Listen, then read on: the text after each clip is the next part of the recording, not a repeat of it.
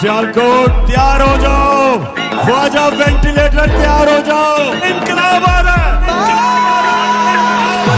इनकलाब आ रहा है। रब दिया रखा तू जित जाना है, तेरे पुत्र नाल ने मां तुझे सलाम, तेरे नाल दिया ने तेरे नाल तना ने तू जित जाना है मां तुझे सलाम। कान ठोक के सुन लो ख्वाजा से, मैंने सियासत जरूर छोड़ी है, मैं अपनी माँ का साथ नहीं छोड़ूंगा, मैं अपनी माँ के साथ खड़ा हूँ।